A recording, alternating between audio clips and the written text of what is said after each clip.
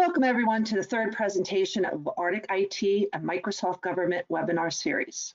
Today, our panel of experts are going to share with you how Microsoft 365 can ensure security is embedded in every aspect of your platform, services, and productivity tools, no matter where you work. Our presenters today are Dave Bailey and Phillip Jackson of Arctic IT. Dave serves as our company president and general manager, and Phillip is our chief information officer. Also joining us today is Marvin DSouza from Microsoft. Marvin is a security and compliance technical specialist, and he will be conducting a demonstration of Microsoft 365 in action at the end of the presentation. So with that, I'd like to turn the presentation over to Dave Bailey. Okay, thanks Joanne for the introduction. Thanks Phil and Marvin for joining me. We're going to go through a little bit of a review of some modern security challenges. We're going to talk about Microsoft 365 and intelligent security. And that's not just a marketing term, it's security that works for you, with you, and helps promote awareness and gives you opportunity to advance and evolve as your security challenges do the same. So. Why Microsoft 365 versus other options out there? Of course, there are other options, a myriad of tools. We'll actually talk about the number of tools, some of the consolidation in the market, and where there's value in additional tools and where there's not. And then we're going to have Marvin take us into a live demonstration of some of the cool features of Microsoft 365, Azure AD, Conditional Access, some of those things. And then what can you do to get started with some of these feature sets? What information can you find and what kind of resources are out there to get started? All right. So the modern workplace is built around a culture of empowering people and productivity. Now more than ever, I think most of us are aware, getting access to information and collaborating as a team, sharing information in new ways, collaborating in new ways, while the human side of that has all been a big aspect for us to adjust. Some of us were ahead of that curve, some of us had to jump right into it. Security had to evolve pretty quickly around that entire effort as well. In some cases, the acceleration and the need for additional layers of security in a predominantly remote workforce and potentially a new way of working as we go forward has to change and evolve as well. So what about the security in that equation, and what kind of challenges are there? So when we look at all the different types of things that we're touching, there are still many of us that might have to access on-premise resources, line of business applications that couldn't make that shift to the cloud, or maybe there wasn't a software as a service application available to augment that. Different pockets of data depending on whether or not we're in a distributed enterprise, state, local, federal governments, mostly federal government, as they all left that DC marketplace and had to get back into those data centers to work remotely. Big challenges in shifting workloads. And then even for state and local, where they had many different components of their enterprise scattered, maybe not in a campus setting, but in different corners of a county or a state or a municipality, being able to access that technology became a pretty big challenge. So what opportunity exists out there? And then you have some cutting edge new tech that was working its way into this space before some of these changes hit us all, and artificial intelligence, Internet of Things, really changes the way that we look at data in a distributed workforce. So information protection and privacy, it is challenging, and it should feel challenging. It's something that's not necessarily going to go away.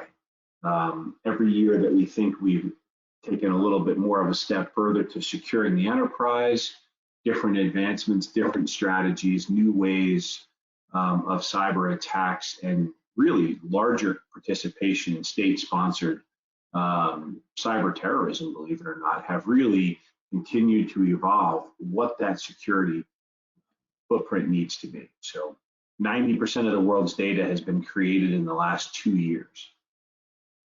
So, I mean, that's just a pretty staggering number. I mean, if you think about the amount of data that you yourself generate with just your own device, whether it's the communication, the email, the text, the photos that you take, the social posts that you add, and then you go into the business community and the value of data and what you're able to do with it quicker and faster, and how much we've expanded upon that data footprint.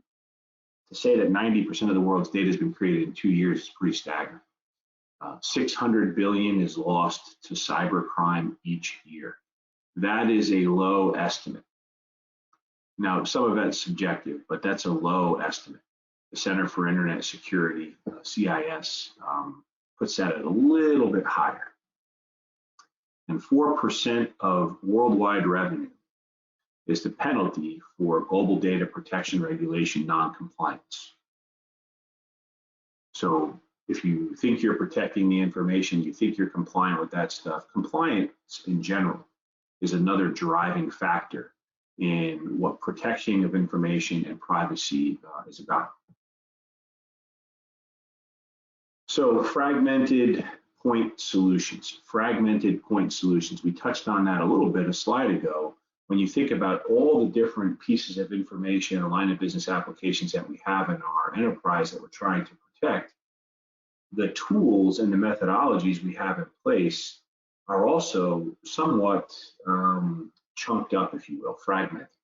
So you have compliance tools that are supposed to monitor the kind of information that is going in and out of your organization. You have identity, which is a really big component of who's able to see something, who's not able to see something, what's the audience, edit versus read, distribute versus personal view.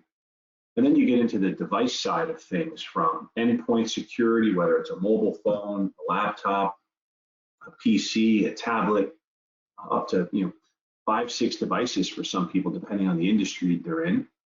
And then you have where I'm storing my data, where I'm backing up my data, cloud versus on-premise, or both, a hybrid cloud environment.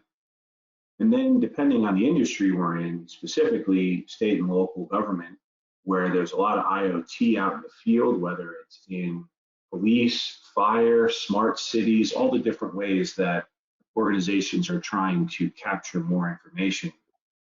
The fragmented endpoints and the security in which we use doesn't necessarily have a common platform to apply. So that's what Microsoft 365 is about, is a unified identity and security strategy that's going to manage a majority of your infrastructure and endpoints and the applications that you have in place. Yeah, Dave, you could find solutions for all of that.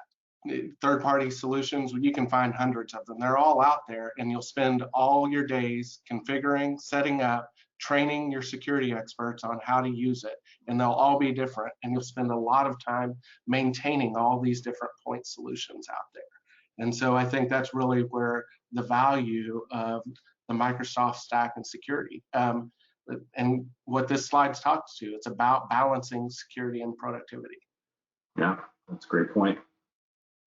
So let's talk about that a little bit more, Phil. Yeah, so let's talk about something near and dear to my heart, and that's identity and access management. Identity, unfortunately, we know that the human aspect is kind of the most vulnerable when we talk about security. And so protecting that identity is key to your organization. And Azure Active Directory really does that for you. I think Azure processes 10 times more identity requests than the next provider at all. So protecting that identity is something that the Microsoft stack does really well, and something you really have to focus on as an organization. So let's talk about why identity may be your biggest weakness. You got 2 billion people out in the workforce, and of the passwords that are out there, 73% are duplicates. How many people have said, oh yeah, I just use the same password for everything? Well, what kind of problems does that cause? It means that 40% of passwords are compromised because they used it at some, pet site or something like that that didn't have the best security controls, and all of a sudden that password gets compromised, it gets put out on the dark web, and hackers know immediately I can use that same credential and maybe log into their work or log into whatever other services are out there, because people are reusing passwords all the time, and it makes identity. That's a huge point, Phil, too, and it can be even more streamlined than that too. There's some hacking tools now that are available. You know, even some of the Metasploit framework that's out there for just, you know, generic hacking. You don't even have to be a real good hacker. You can use just some generic tools and search the dark web where a person's username. If you get one password of theirs, you can go out there and search all the services and compromise where that username or that email address may have been used in multiple places. Nowadays, you think about the number of breaches out there. So your Marriott, your Experian, your Target, your Home Depot. I mean, if you had that email account for all of those usernames and you had a similar password to Phil's point, it's not too hard to hack into some of those account structures and get credit card information and personal identifiable information as well. Yep, and if I found one of those databases and I saw P. Jackson at Arctic IT, what does that tell me? It tells me that that guy probably works at Arctic IT. Let me try this credential there. So that email, one thing that's kind of a downside of email, it lets people know more about you than maybe you intended for them to know. So those compromised credentials are a real thing. So let's talk a little bit about Sarah, who's a remote worker. I think we can all identify with that. We have a lot of remote workforce, and she's based in the United States. And so Azure is going to expect that a login is coming from the United States.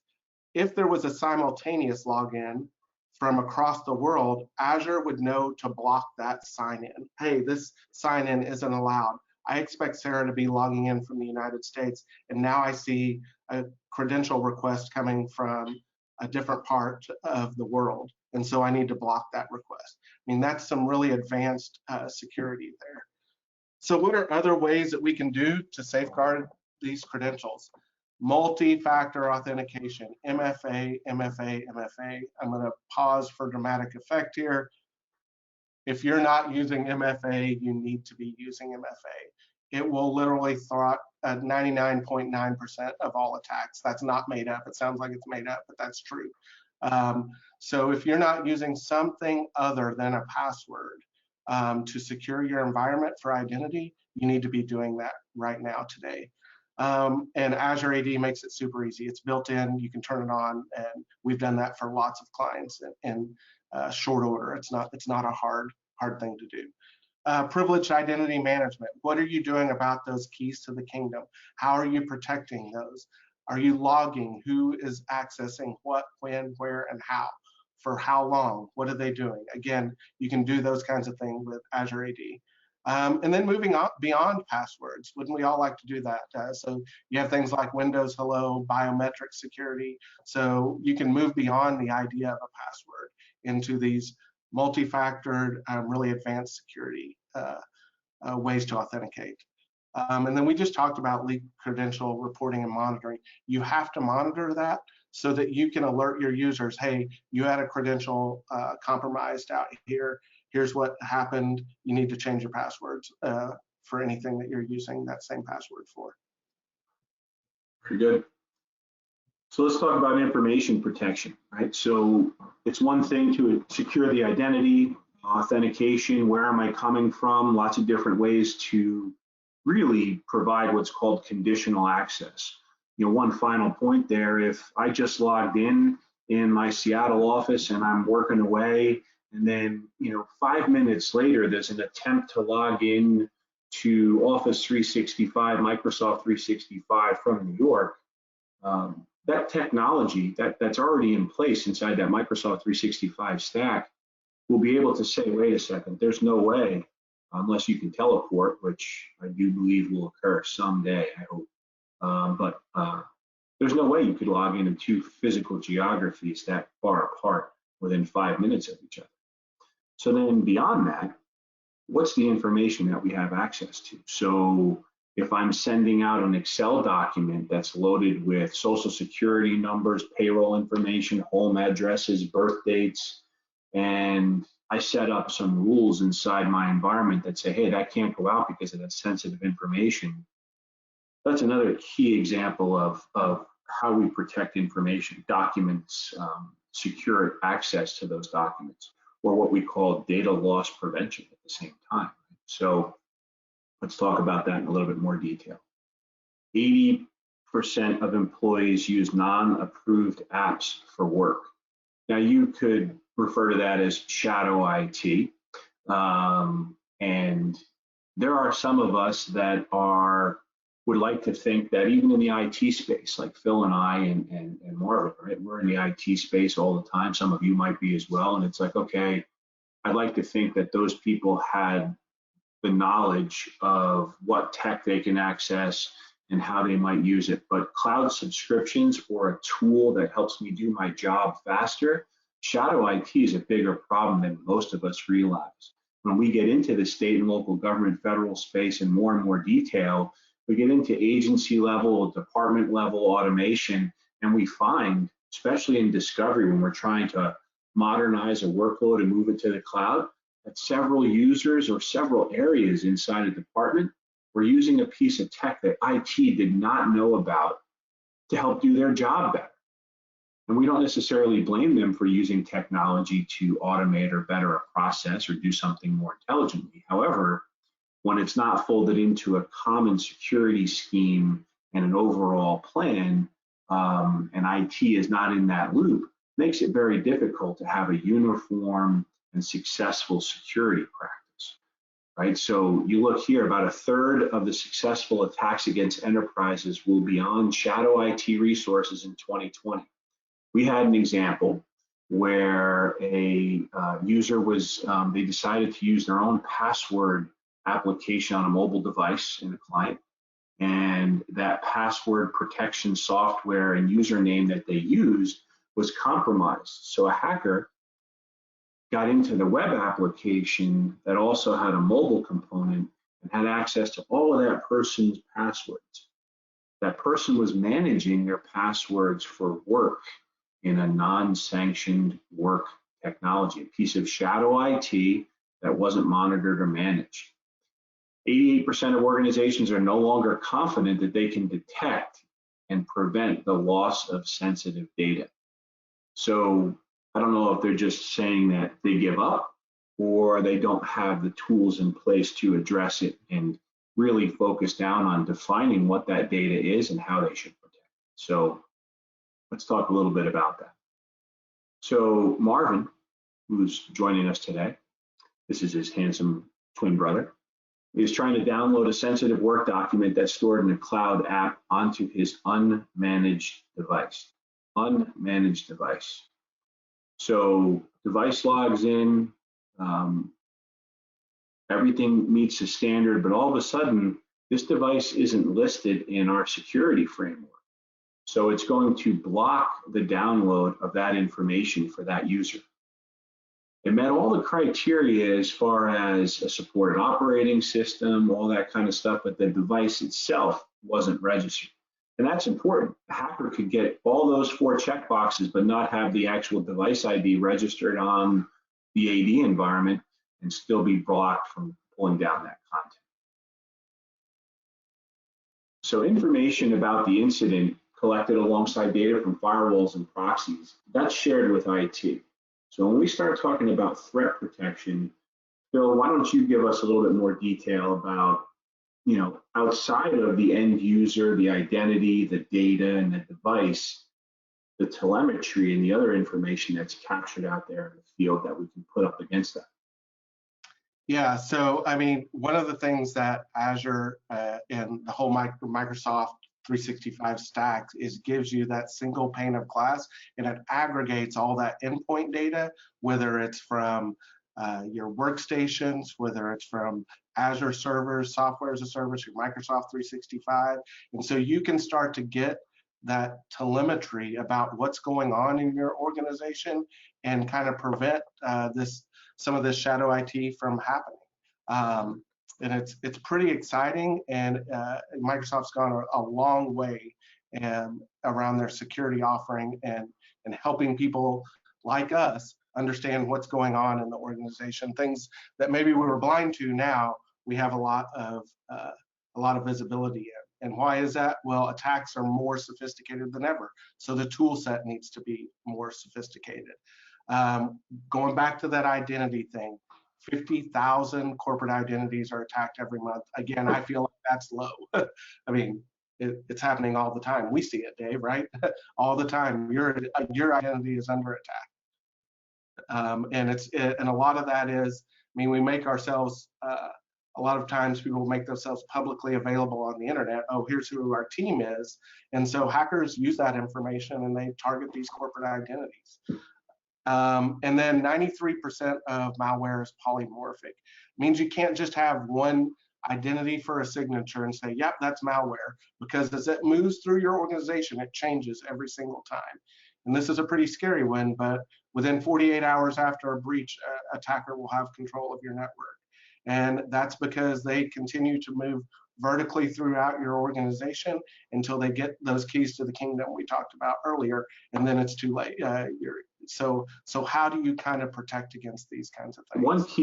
One key there too, that's a huge point, Phil, because polymorphic is, well, other than it being a cool word to just let fly, what Phil's saying there is that usually now the malware is a package. It's not just a rootkit. It's not just ransomware. It's not just some type of Trojan or a particular virus that does X, Y, and Z. It can be, and very often now is, like we had last week, Phil, that was one attack that we picked up last week, right?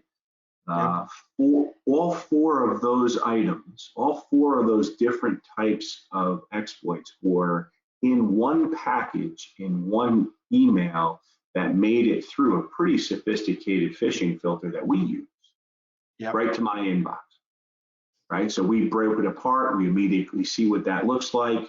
Microsoft 365 quarantines it. We even have the ability to detonate, if you will, that package in a safe area to see what it was actually comprised of. But the key word there, if you're not real familiar with cybersecurity, is the signature. So if it looks like a duck, quacks like a duck, swims like a duck, it's a duck. And many packages will have false identity. In other words, they'll give you a false positive on one type of malware because they're trying to slipstream something else in behind it. So when we say that these things are getting more sophisticated, that's an understatement. Right. So a lot of bait and switch, if you will, with the actual malware package itself. Then once it gets a foothold in your organization, it's really just a foothold for them to load more and more software in there. It's not one piece of software. To your point, Dave, it's a suite. So once they get that foothold, then they take a look at your environment and figure out what is going to be best to continue to exploit the environment. It's not just, a one size fits all. The attacks are sophisticated, very sophisticated, and very targeted. Okay, so let's take an example of Ellen. Ellen receives an email that appears safe, but is actually cleverly disguised malware. That happens a lot. Some of it is not so clever, but a lot of it these days is really clever, disguised malware. So what will happen is when that malware tries to enter the network, security controls will detect the things that it's doing as abnormal, and base that on the shared intelligence in the whole Microsoft ecosystem. So maybe this email hasn't entered your tenant or your environment yet, but it has entered the Microsoft. Microsoft knows, oh, I've seen this behavior before on another environment. I need to block it over here. That's the great thing about being in M365 is you get that shared intelligence that happens everywhere. It happens in your tenant and others' tenants, and you get that group or hive knowledge that's happening all behind the scenes. So all that stuff kind of gets blocked. And so Ben is working in IT, and Ben can either receive a notification of the breach or anomaly, or he can have it automatically remediated. So if it's somewhat benign and he knows what needs to do, he can set up a rule to have certain things quarantined or remediated, links disabled, that kind of stuff. Or if it's something maybe he hasn't seen before, Ben immediately gets alert, can take action on that user, isolate it from the network, and prevent the breach that we were talking about before they can get that foothold in there. Because once the foothold is there, they will continue to move through your organization. Yeah, we had an example a few weeks back. A client had banking information for bank routing and account information for a bill pay that they were working on with one of their vendors. And apparently months before, one of their end users had their identity compromised, and that this attacker had a username and password, got into the email account of the user, and set up a rule that any emails from the bank got deleted from her inbox and forwarded to the attacker. So when the routing information and response was sent back from that vendor, the attacker used the account and routing information for themselves, and the vendor sent money right to them, and the end user at the client had no idea it even occurred, because they weren't seeing the deleted email, and they had no idea that an email rule was set up on their own account specific to that source. Yep. That's how creative this stuff can get. And they sit there for months. I mean, they've got that going on for months. It's sophisticated, and they have patience to wait. So security management is a pretty ubiquitous term, but having visibility and control over all of your tools has become a bigger and bigger challenge. The larger the organization used to be, the bigger budget they had for tools, so they typically had more tools. So what have we seen? Well, from a contracting perspective, especially in state and local government, as their budgets evolve, every few years, even some of the smaller state and local governments now, as pricing has come down on these tools, as competition has increased, the number of tools is just the same in a small government agency as it is in a large. Matter of fact, some of the smaller ones are even a little bit more striated. So 75 is the number of security vendors on average that a typical enterprise-sized organization uses. One state and local government that we've worked with in the recent past, on their Excel spreadsheet of all their security vendors, no, they're not using an application to track all that from an asset perspective like they should, but they are using Excel, so at least they're using something. They had 147 different vendors that had some security tool, and the number of users in their enterprise was about 7,000 employees. So 7,000 employees and 140 or so tools for security. So how do you consolidate that? And how do you really have any kind of uniform security approach with that many moving parts? They all have updates, patching, interoperability, device concerns, operating system compatibility, all of that stuff. I mean, that is an overwhelming task for any security professional or any IT professional, right? So report having difficult managing the endpoint risk. Yeah, I bet. You don't know who's coming or going. It's not just the identity, it's the device itself and that relationship. So how does that get paired inside a security suite? And the amount of alerts that IT can investigate in any given day, that's pretty low. 56 is being somewhat conservative, I think. I think it's a lot more than that. That's typically what we see. Now, what has offset that? Artificial intelligence has started to be able to take a look at those number of alerts and then filter them down to more realistic type threats that you might want to investigate more. But still, that many tools, that many devices, identity and device relationship, the alerts, it's overwhelming. So how do you streamline it? Signal to noise, right? Yeah. So how do you streamline it? So Ryan here is a security manager for his organization. He's got to manage patchwork of security solution, legacy applications, all different types of stuff. So the approach makes it difficult to have visibility on all of those moving parts. So you start relying on exception-based alerts versus the monitoring that you were hoping to do or that you traditionally have done. And that becomes a little bit more challenging. So if you want to try to streamline that, picture one pane of glass, if you will, to be able to see all of that in one place. Now, I know that that sounds like cybersecurity nirvana, and it is actually. And yeah, there are still some tools that you're not going to pull into a single, homogeneous dashboard. But the goal is that if I'm using one tool to manage identity, and that same tool is managing the device and access, and I'm inside that same suite to manage what data is going out of the organization, what information is coming in, all of a sudden that visibility and that dashboard begins to potentially make sense. So why would we use Microsoft 365? In case you haven't guessed, it has this capability that allows us to look at all of those moving parts in one place. Now, Phil and I, Marvin as well, even Microsoft believes in security in depth, security in layers.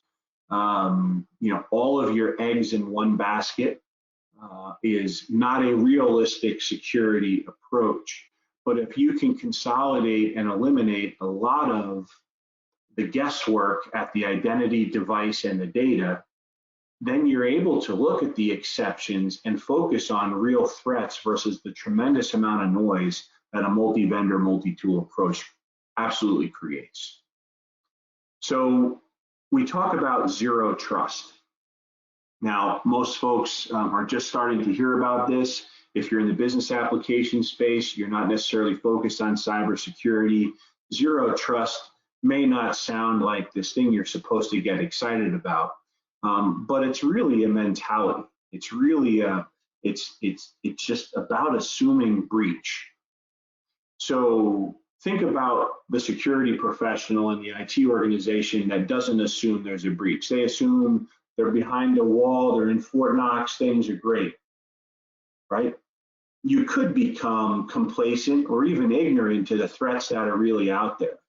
But if you turn that around and you assume that there is something in your network, that there is some type of breach, in other words, someone is inside the organization that's not supposed to be, so I have to secure everything that I can, it definitely puts a different spin on security. So never trust, always verify. You've probably heard that before.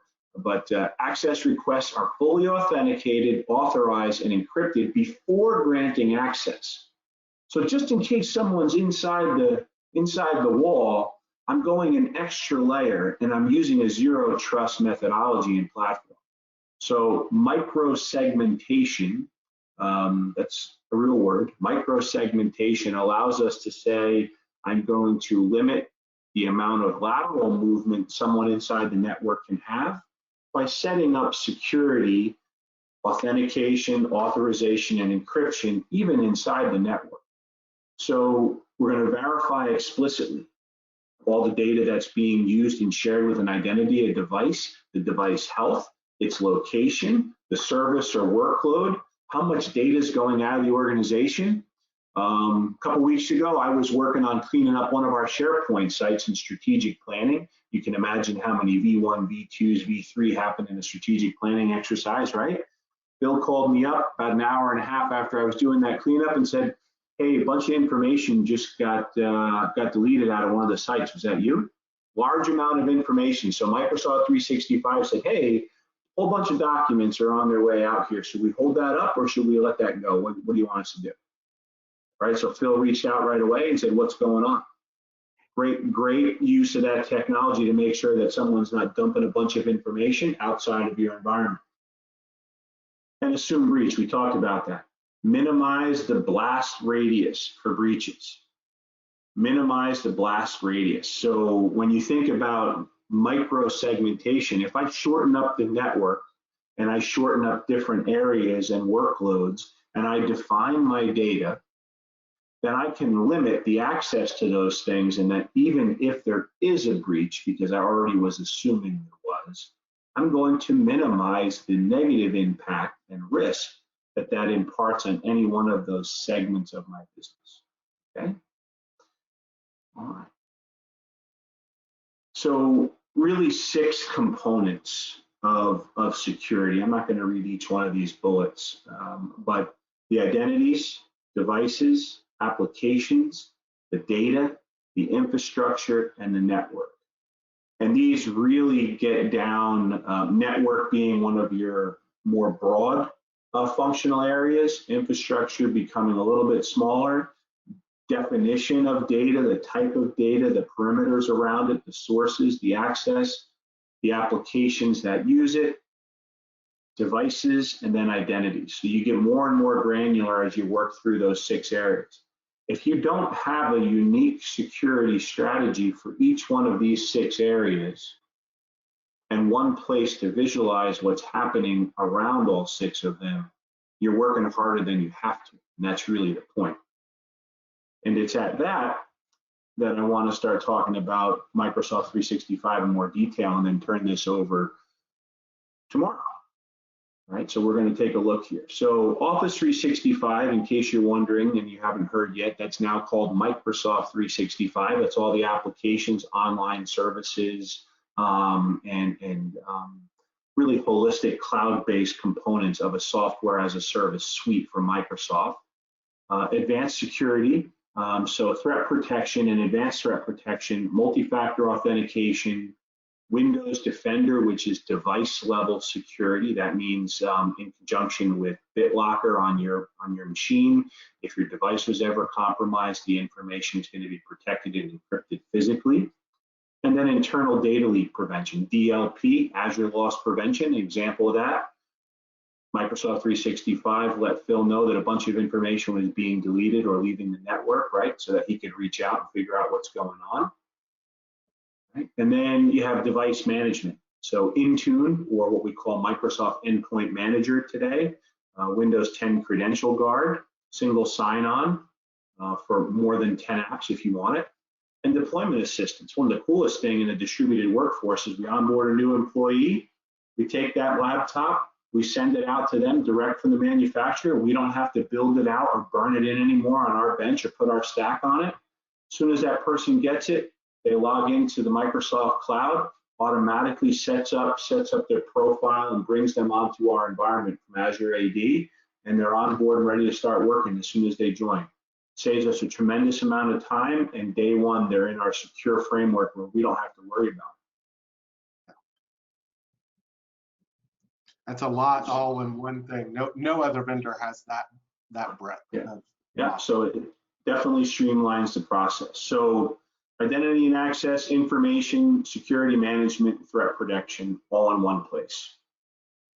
Right? Now, one of the cool things too, and I don't know if any of the state and local folks or federal folks ever have an opportunity to go to one of Microsoft's locations, you can get into specifically the one in Redmond. Getting a tour of this facility is extremely impressive. The security professionals at Microsoft have very, very deep multi-industry and multi-public sector expertise, an incredible amount of research, development, and extension inside that security framework goes on in the digital crimes unit. There's some great information out on the web. This is just some really important stuff. Now, law, policy, and protocol in the cybersecurity space is one of the fastest evolving areas of crime and law. Microsoft is on the cutting edge of that. Very impressive to see how much energy and effort that they put in there in that space when it comes to setting policy and protocol around different security. IoT, for example, there is no such thing as an IoT security protocol. Most people don't know that. There is no industry standard for IoT security and devices. Microsoft's out there on that cutting edge, just as one example. So let's jump in there with Marvin. You ready to go? Yeah, I'm ready. So Joanne, you want to make Marvin a presenter? We'll let him take the screen. Yeah.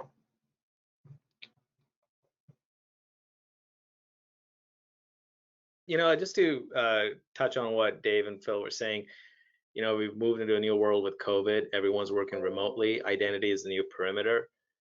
Zero trust is the holy grail of security right now, where we want to trust no one and verify everyone. And so imagine a scenario. So what I want to go through here is a scenario where imagine a user working remotely during this COVID times. And as a security professional, you're challenged with, okay, how do I get my security organization to secure this remote workforce, but at the same time allow them to be productive. So that's the key. That's that fine line you have to draw, where you're like, I want people to work, but I still want to be compliant. So what I'm going to demonstrate today is, let's say as a security rule, because you trust only Microsoft Edge as a browser, this is just an example, and you want to prevent users from using just any browser because maybe they try to use a Tor browser, or maybe they'll try to use a Opera browser that is not very compliant or out of date, does not have the latest security compliance checks, things like that. So you say, okay, I want to allow only certain browsers to be allowed. So one of the key things that I found very interesting is, what Mike and Dave and Phil said is MFA, right? MFA, MFA, MFA. What we've realized, and like what Phil said earlier, 99% of attacks can be prevented if you implement MFA. So even if my credentials were compromised, even if someone managed to put a keylogger on my laptop, or replay my VPN connection, or hijack a Wi-Fi connection, they still wouldn't be able to get in because of my MFA. So I would be challenged. And now what we're going to see here is access to Teams is blocked because you can only use an Edge browser.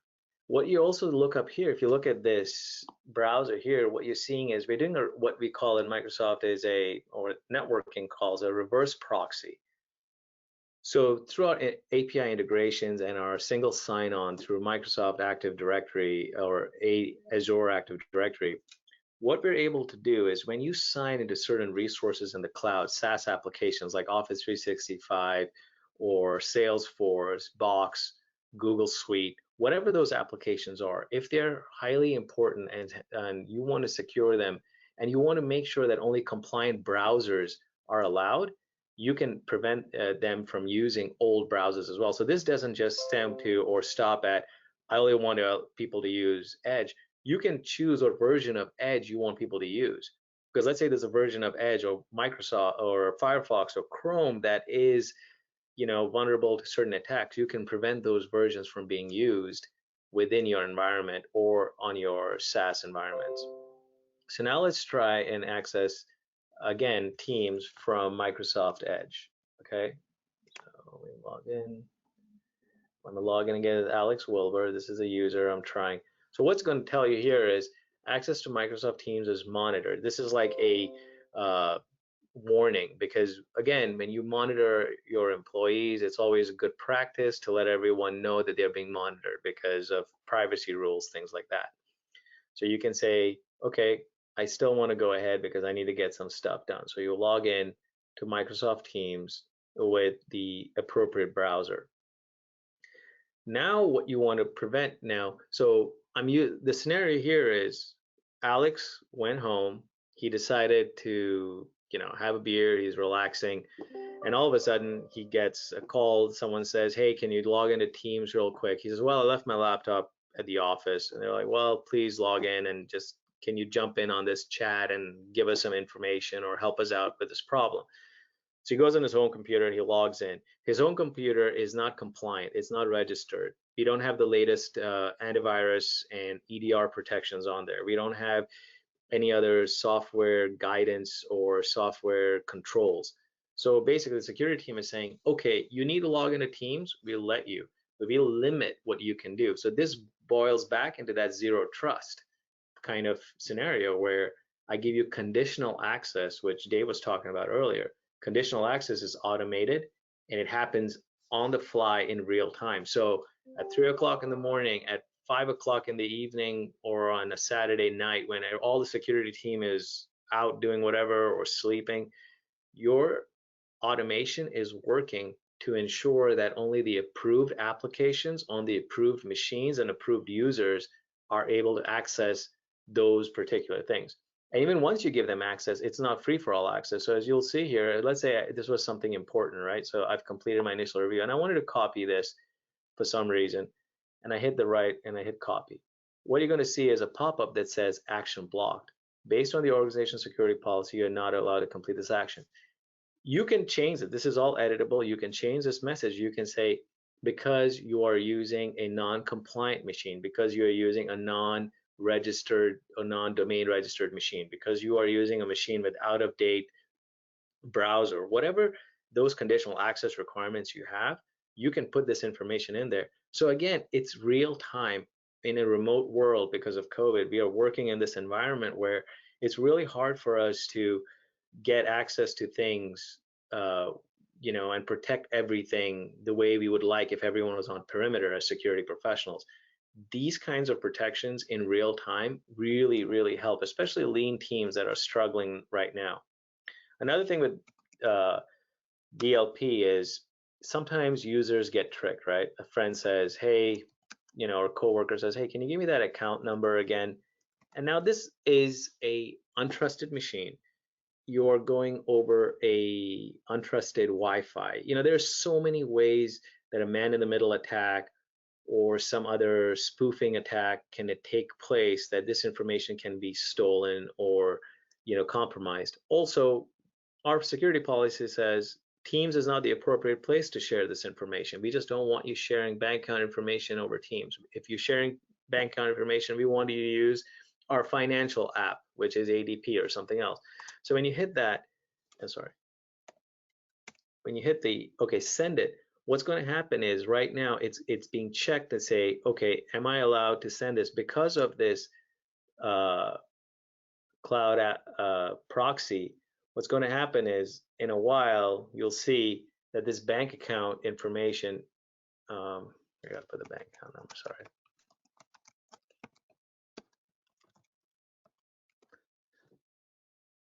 It's always fun when you're doing a live demo. There it is. So, the message is blocked. So what it's looking for is these keywords: bank account number, credit card number, those key things that can block things from taking place in real time, so you can actually protect your organization even better. The key thing here is usually people will start uploading documents with a lot of bank account numbers, or uploading documents or downloading documents from certain locations with a lot of user serial numbers, social security numbers, bank account numbers, etc. So those are some of the protections we have in place there. And I also wanted to show you real quick this other thing, right? So I'm going to share my iPhone. So another thing during this whole COVID time, right? During this entire process, everyone's been working from home, and one of the key things everyone's doing because of the proliferation of SaaS applications is people are working primarily from BYOD devices. A lot of organizations don't want to give you a device, A, because it's expensive, B, because I got to manage it. But with Microsoft Intune mobile application management, we can allow manage of any devices. I'm going to share an iPhone with you. This is an older iPhone. It doesn't have all the latest protections in place.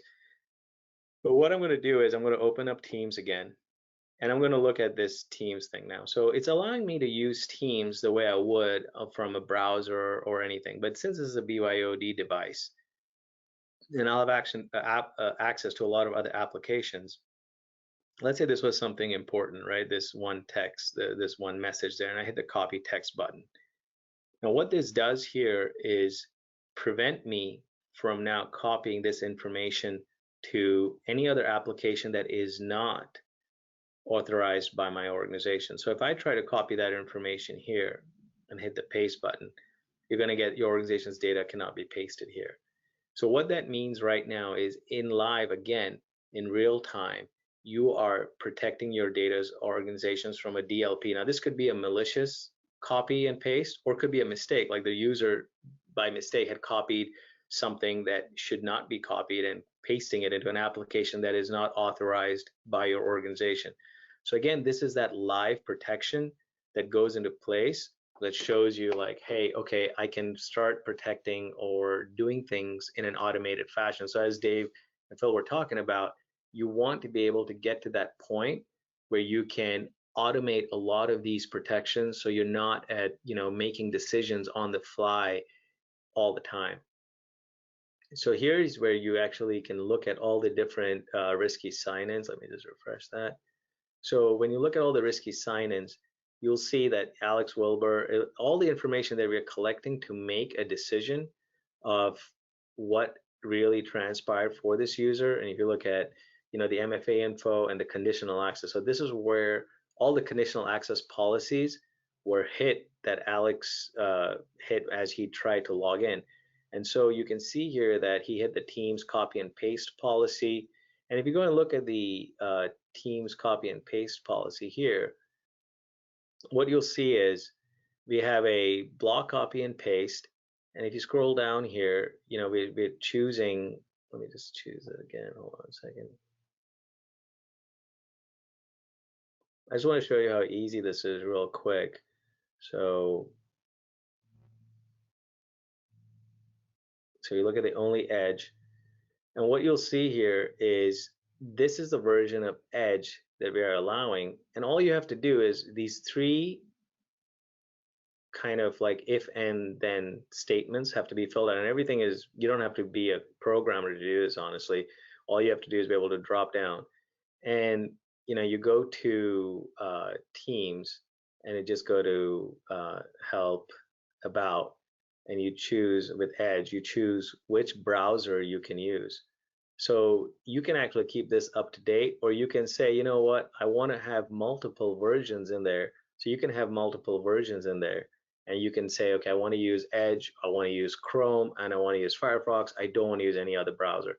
So this is how easy it is. And then you can customize everything and say, send alert messages to, like a team pager or a security team email address. And then you can choose what action you want to do there. With the data loss prevention, what we looked at with the bank account numbers, things like that, what you'll see here is this data loss prevention matches. And what I will show you exactly what you're seeing in your organization as well. Again, giving you visibility and helping you figure out what you're seeing and whether something needs to be looked at. You're seeing like which application has the most DLP, and what is the average, and visibility like that. So that's all I had, Dave. Okay, very good. All right. Well, thank you, Marvin. That was great.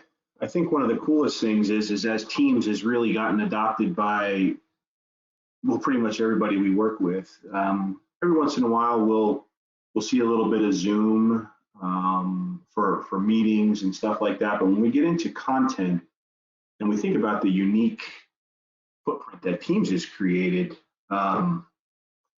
it's amazing to see the integration with the data loss prevention, the rules that are built into it, and the full integration with the Azure stack, even from a device and an identity perspective. So thanks for sharing that. I think one of the biggest challenges that most organizations face right now is they have not necessarily established a security footprint and a protocol for each one of even the tools that exist inside that Microsoft framework. So I think we've presented a clear picture for most of the folks today as far as Microsoft 365 and how these things are tied together, and that was a great example. But I know that Phil and I hear from a lot of our client staff, and I know that we had this conversation as well, Marvin, that even once we move into that Microsoft 365 stack, and we're able to enable users to have access to things like Teams and other tools that are out there, whether it's the Power Platform or some of the other integration technologies that they can take advantage of in that almost citizen developer type environment, having security policies in place and doing some just bare minimum setup for some of those new tools to even take advantage of what you showed in Teams. Sometimes people need a little bit of help with that, and they want to understand what that overarching impact is going to be on an end user. So one of the cool things that we're able to do, if you want to get started with M365, because we have to shorten everything instead of calling it its full name, right? We're IT folks, is we can do a complimentary discovery workshop with an organization. We do that quite a bit, where what do you have in place? What are the biggest challenges you have right now? What are you having trouble keeping your finger on from a security perspective? Let's take a look at that. I think one of the things that I know that we enjoy at Arctic IT is a lot of times clients will come to us or we'll get solicited for proposals, and even the proposal solicitation is trying to boil the ocean. In other words, when you're trying to either move a workload or pick up security on several different critical business apps at one time, it's really important to just take a piece, be successful with it, come up with that protocol, and be able to build from that and apply that learning to the other aspects of the different tools you're looking to take advantage of. And we can do that in any discovery session that we host. Just take a small piece, focus on it, and build from there. And don't try to boil the ocean is the best advice that we can give.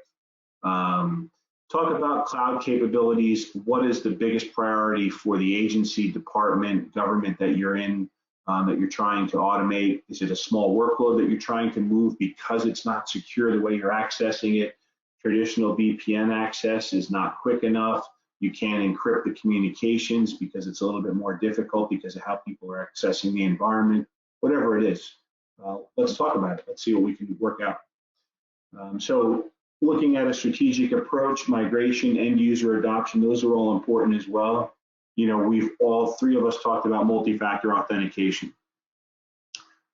Common example of where people are reluctant is I don't want to have to make my end users click on something to say okay before they get in or enter in a code. And the reality is in Microsoft 365, if I'm going into that suite of tools, I just have to do that once during my day, right? And then I can work throughout the day inside that environment. And there's different levels that you can apply that to. It's not nearly as impactful as a security breach to the end user organization just to have them put a code in once a day to further authenticate that user to your environment. So how do we talk about end user adoption? So I don't know if you have any questions, Joanne, but we'll take a few questions in the few minutes we have left. Okay, we did have one question that came in earlier. If I'm already using Office 365, how easy is it to move to Microsoft 365? Oh, great question. We love that one. So the good news is depending on what level you've used it, we'll assume you're using it for Exchange hosted. So that's where your email is being hosted and you're getting your Office 365 applications. You may or may not be using Teams and SharePoint, and there's a relationship there. And then OneDrive is probably another big component, and those are the apps. But Microsoft 365 is a different SKU. It is now one product, and there are different versions of it. There's something called Microsoft 365 for Business Premium. If you're in the state and local government or federal space, you most likely have what's called an enterprise agreement with Microsoft. And you can talk to your licensing rep to see the difference in what those SKUs are. What we find is there's a couple of pieces that you have probably licensed separately that now get folded under that one Microsoft 365 SKU. So it is a different part number, if you will, that you buy with additional capability, but the pricing's not much different. You'd be surprised. So the best conversation, best way to start that is ask somebody like Arctic IT to take a look at the licensing that you have in place. Ask your current Microsoft licensing rep or your technical account representative, and they'll point you in the right direction to what you need to do to go from your traditional Office 365 license, maybe it's an E3, to what they call M365 E3, and what that new capability will provide to you. Any other questions, Joanne? No other questions at this time. Okay. Well, then I'll use this opportunity to say thank you, Marvin, for joining us today. It was great to see a little bit of that in action. Thank you, Phil, and hope everybody enjoys the rest of their week and their weekend, and stay safe. Thanks, Great. Dave. Thanks, everyone. Thank you for joining us.